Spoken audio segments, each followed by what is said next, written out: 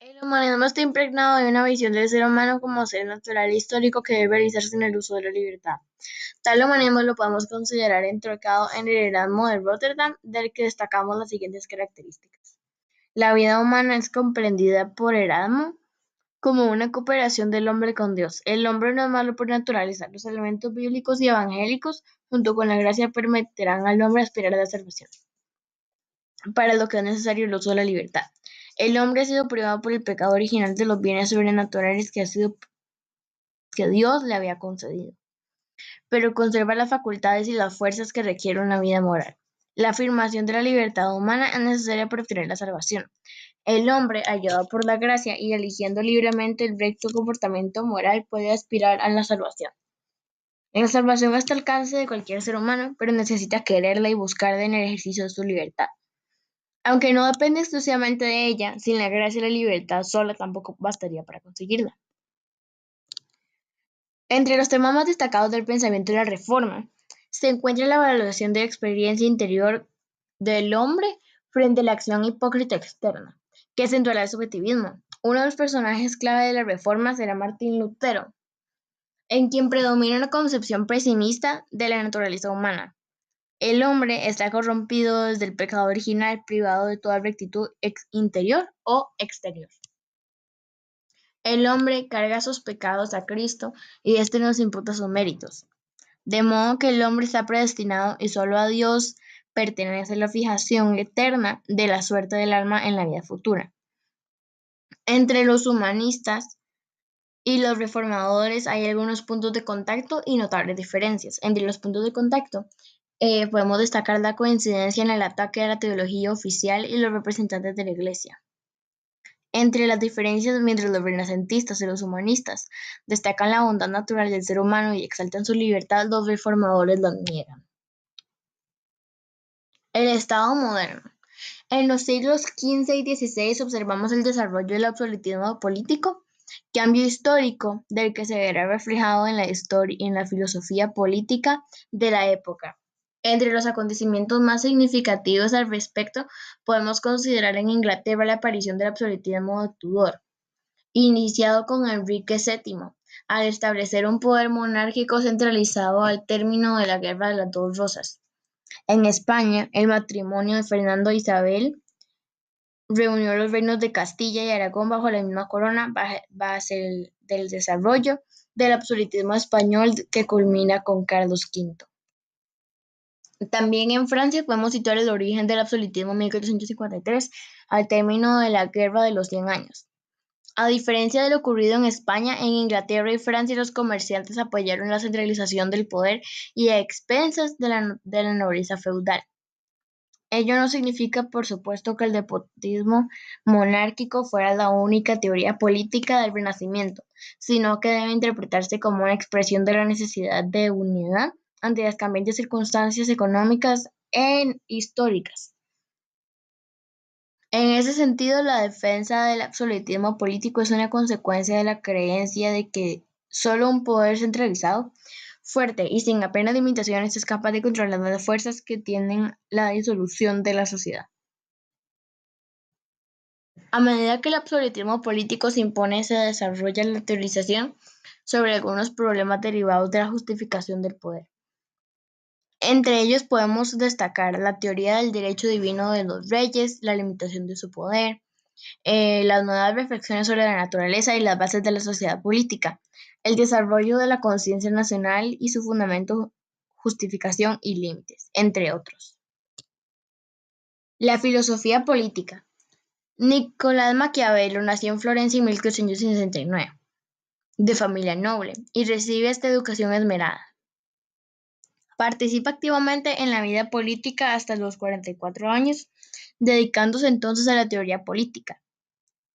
Su obra más importante es El Príncipe. Maquiavelo se interesó fundamentalmente por presentar la mecánica del gobierno, prescindiendo de las cuestiones morales y formulando los medios por los cuales el poder político puede ser establecido y mantenido. En la medida en que el fin del Estado es garantizar la seguridad y el bienestar, el gobernante tiene derecho a valerse en medios inmorales para la consolidación y conservación del poder. El pensamiento de Maquiavelo está dominado por el realismo político. Se ha de analizar el acto político puro, sin connotaciones trascendentes o morales. Este acto solo es válido si resulta eficaz.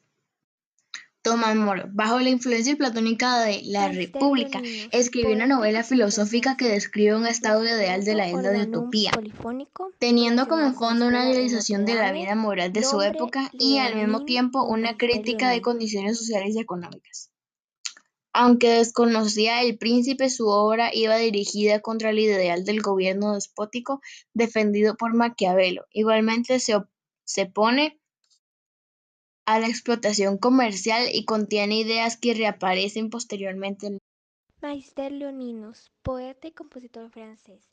Instrumento organum polifónico, relacionado con Escuela de Notre Dame. Nombre Leonin o Maister Leoninos. Maister Perotinus, también llamado Perotinus, Perotinus Magnus o Maister Perotinus, compositor francés. Sucesor de su maestro Leonin o Leoninos, se le considera el representante más destacado de la llamada Escuela de Notre Dame de París, activa y en la cual empezó a gestarse el estilo polifónico. Felipe de Vitry, Filipe o Felipe de Vitry, París, 1291, religioso, compositor y teórico musical francés. Su obra influyó poderosamente en la música occidental y muy especialmente por su tratado de notación musical Ars Nova, que dio nombre a todo el movimiento musical de su tiempo. Se le atribuyen bellas composiciones vocales polifónicas que merecieron los elogios de Dante.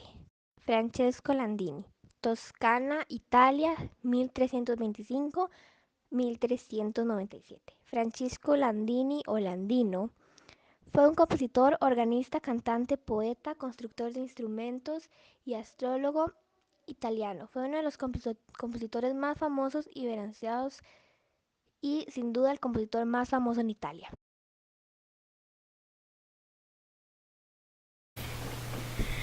Nació en Cambrai en 1400 y murió a la edad de 74. Willem Dufay, un compositor francés, trabajó en Italia, unos años en Roma, Florencia y Bolonia. A sus años 16, Dufay empezó a ser compositor y fue uno de los que hizo el cambio de música medieval a renaciente. Y él introdujo el concepto del canto en armonización, que como el nombre es una panteón de voces en armonía o juntas para producir un canto ruidoso pero ordenado, con voz general, ni masculina ni femenina como voz principal. John Dunstable era un compositor proveniente de Inglaterra que tuvo parte en la transición de música temprana medieval a música de renacimiento.